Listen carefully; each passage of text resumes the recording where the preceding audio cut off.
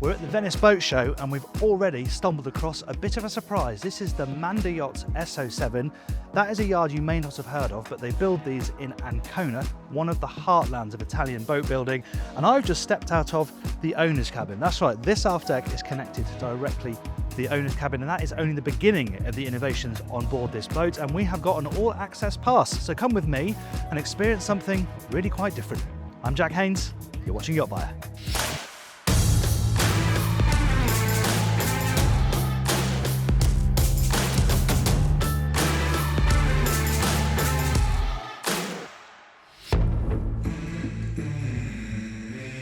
Some things strike you immediately on the back of this boat. First of all, this huge, open, wide, flat space. We are seeing this so much at the moment because this is what people want. They want to buy their boat, they want to be in touch with the water, they want water toys, they want cool tenders, and that is what this supplies. The other thing is, I really like the blue hull colour they've used. It's so nice to see something different. We've got silver next door, loads of white, but yeah, this really stands out in a crowded marina. And this is a really flexible space, partly because it's got this transformer. This is something we've seen before, not new to this boat, but these are really good bits of kit. They launch your toys because they come up and out and down into the water. It's a way to get to the quayside. It's also a way to get into the sea if you want to go for a swim. Expensive, but really flexible. On top of that, we have a really nice passerelle here as well. But again, this is not just a passerelle. It's very easy to get on and off when you're going onto the pontoon, but this also drops down into the water, so you've got another walkway down into the sea. They make it very easy for you to go for a splash when you're on board this boat. Either side we've got a bit of storage. There's access here to things like the shore power connections. There's a shower down there, and we're going to get to this later on.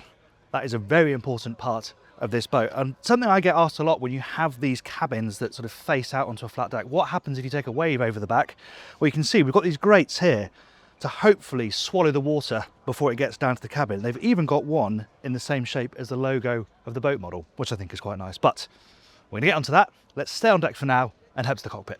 Got nice staircases on both sides with lovely thick stainless steel rails, so it's very easy to get up to this space. And with that open, very exposed, sunny aft deck, it's important to have this nice, cool, shady area up here. It's not got a massive overhang, but it still offers pretty good protection over this cockpit dining space. Pretty simple flat bench right aft, but there is space certainly for some chairs on either end. Bit of a squeeze to have some here, but you could put some chairs on this side if people want to dine looking out, which of course you want to, because that's where the best view is going to be. The other thing I like is they've carried on this S motif. This is the S07, so you see that here as well. I like how they've integrated this into the table, just a fixed teak table, not too much going on there apart from that. On either side there's an ice maker in that cabinet there, and this looks identical, but this one's actually just some storage down here. Not huge, but you know, relatively handy to have storage here in the cockpit. What I think this is missing, it's probably an option in fairness, but this boat doesn't have it, is another station here for the IPS joystick. This is an IPS boat, IPS 950 or 1350. You've got one at the helm, but I think it'd be really good to have one either here or there, or maybe both, because this puts you in a great position if you're mooring stern to. As I said, I'm sure it's something they could add pretty easily. Now, before we head inside, let's check out the side decks and the foredeck. Starting with the side decks, you'll have noticed there are no guardrails here, and these are quite low. However, they have got these railings running all the way the inside, so you have got something to grab onto, and no railings means nowhere to hang fenders, so you're using fender straps. But I think they are better than the pins because you can at least choose where you put these along the deck. This is a pretty obvious styling cue that we have on both sides. Bit of a compromise inside because of it, but I have to say it does look pretty cool from the outside. And you've seen this S motif in the teak on the table. That's where it comes from.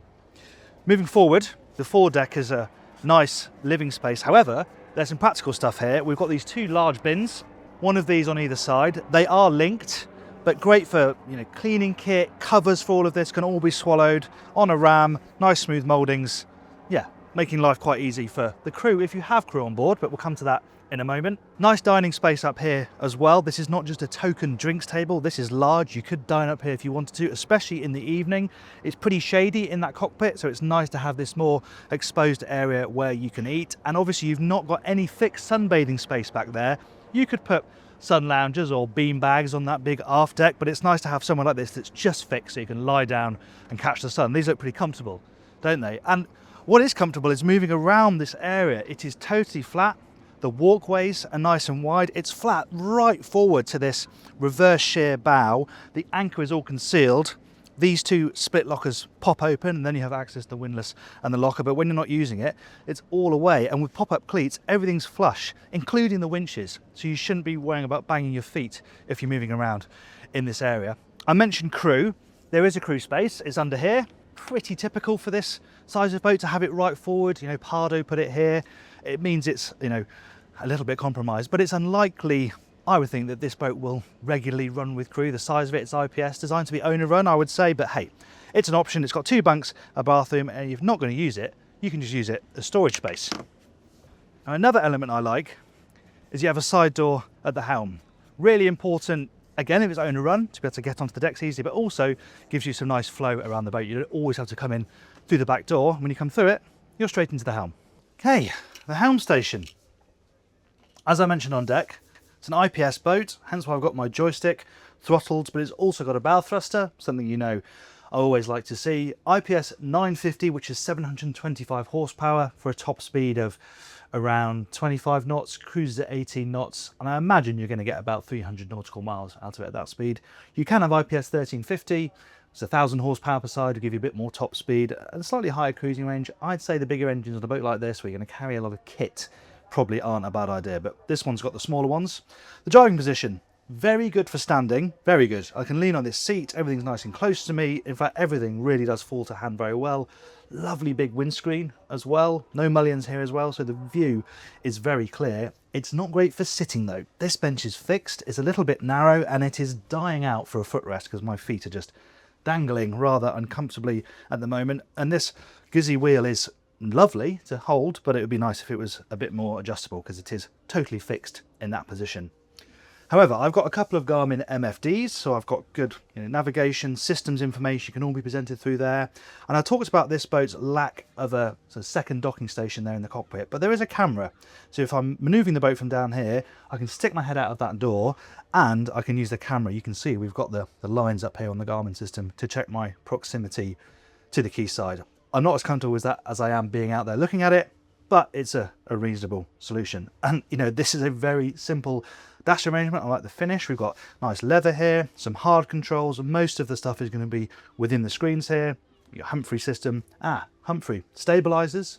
You've got the tabs as well, but also the fin stabilisers. They work at rest and also when the boat's on the move to stop it rolling around. And sadly not a sea trial today, so we're going to carry on with the tour, do the saloon, and then we'll head downstairs and have a look at the cabins.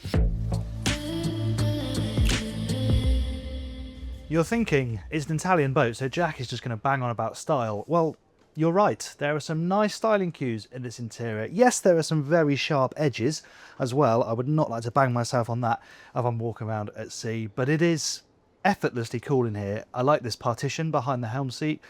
I really like this ring light as well, which has actually got glass in it too. There's no sunroof here. This is a coupe boat, but you've got a nice circle of glass with this ring around the outside.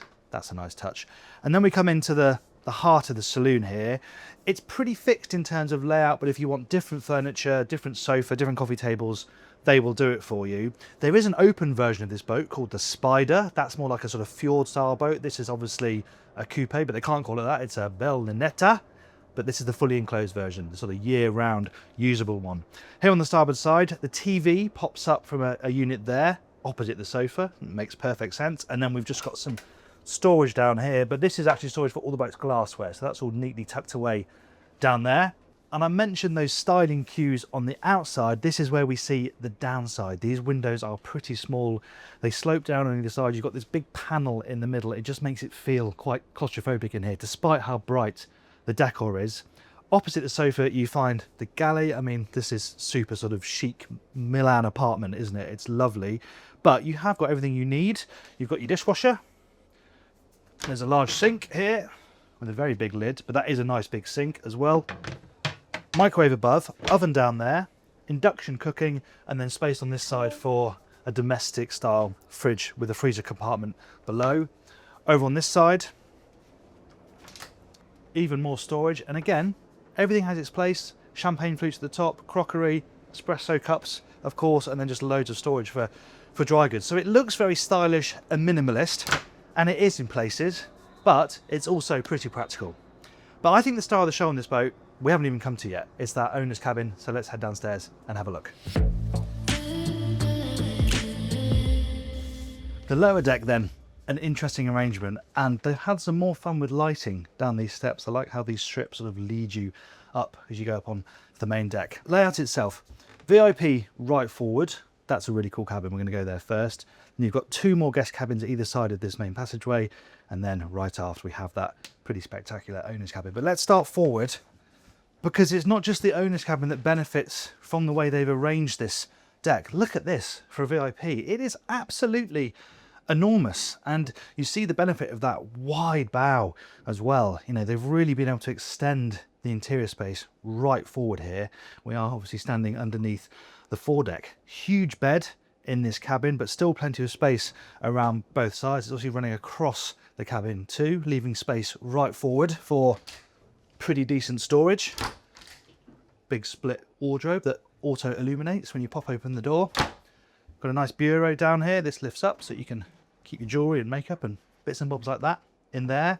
Huge mirror. There's not a TV behind that, but the TV's mounted over there, but always nice to have a big mirror for when you're getting ready. And there is even more storage over here. There's storage under the bed as well. So much like on deck, it all looks very stylish, but there's this nice base layer of practicality as well. Big portion of hull window too, so natural light isn't too bad considering you haven't got a skylight overhead. And then we come to the bathroom. This is lovely. Along the side of the cabin, goes quite a long way forward though. You've got the toilet down there, nice big sink here. You've obviously got hull windows too, so you've got some natural light but also some natural ventilation here, and a lovely big shower cubicle with a rain shower head overhead. Now before we get to the owner's cabin, let's pop down this passageway and have a look. 2 more guest cabins. Something that works so well with this arrangement is the fact that you've got a totally flat linked passageway all the way through the accommodation. So from the VIP cabin, if the door's open, I can see all the way through to the bathing platform. It's a very sort of super yachty feel. Let's check out the first guest cabin on this side. This is a twin. They've all got their own bathrooms, so privacy is really good. And this is a really nice flexible cabin. Yeah, great for kids, but big enough berths for adults to sleep in here pretty comfortably. They've all got hull windows as well, so they've got some natural light in here. Obviously no ventilation as such, but you have got air conditioning throughout naturally. The TV is behind the door on this cabin, and they've also got pretty good storage as well. I like the fact it all lights up. It's all pretty nicely done. And though not as big as that huge VIP bathroom, this is still a very nicely finished bathroom, and you've got good components as well. Tecmar toilets, I've mentioned, you know, the rain shower head, you've got those all over the place. The drain in the floor there into the marble is all very nicely executed. Yeah, it feels quite special in here, and it continues in the next guest cabin, which is a lovely big double. You have got really good sleeping space on board for multiple guests if you want to be on board for a long time. Because look at the size of that double. Yes, this person is going to be trapped inside, but the size of the bed is really good. I think well worth giving a larger bed and just having the walkway around this side, because you can still clamber in from there and it's not too much of a palaver. Storage again is very good, and you can see you've got independent controls for the air conditioning and the Fusion stereo system, so you can have your own music on in here. The blinds are manual. Obviously they're a bit of a stretch for this berth. It'd be nice to have automatic blind in the cabins, I think, but it's not too much of an issue. And again, they have their own bathroom. Detailing's nice.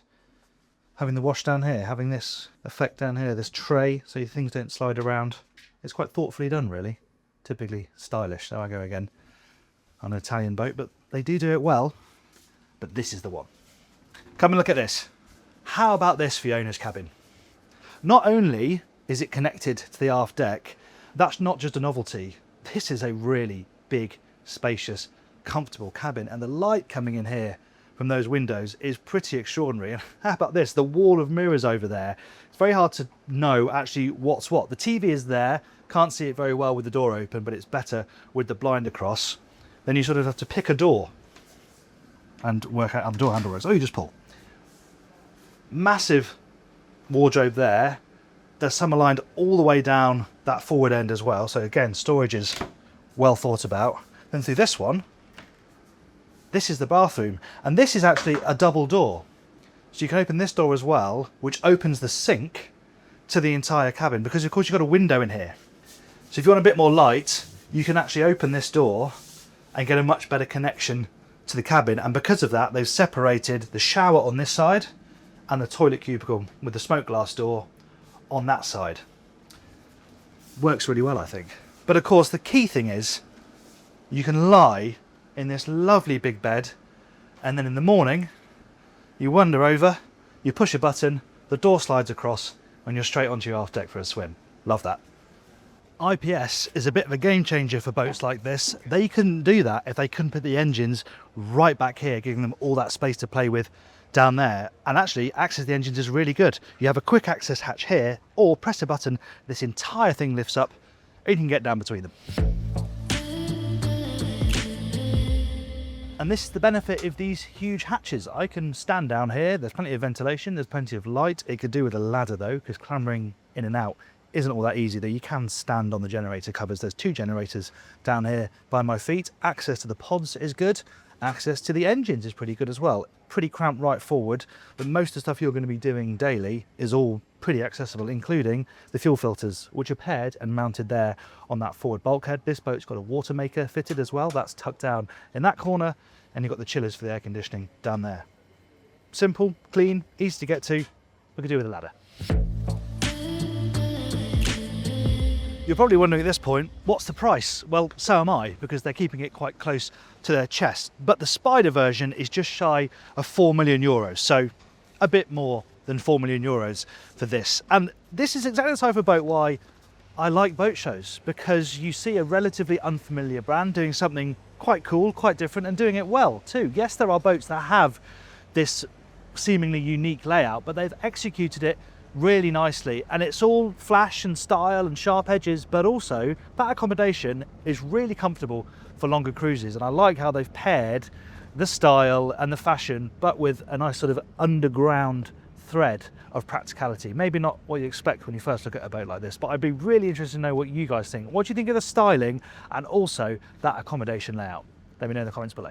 Thank you very much for watching that tour. I hope you enjoyed it. Please give the video a like if you did. And if you'd like to see some more cool Italian stuff, how about the Pardo Endurance 60? We did a sea trial of that in the UK. I'll put that up here for you. If you'd like to subscribe to YachtBuyer, we'd like you to. You can do that by clicking up here. Thanks very much for watching. I'm Jack Haines. This is YachtBuyer.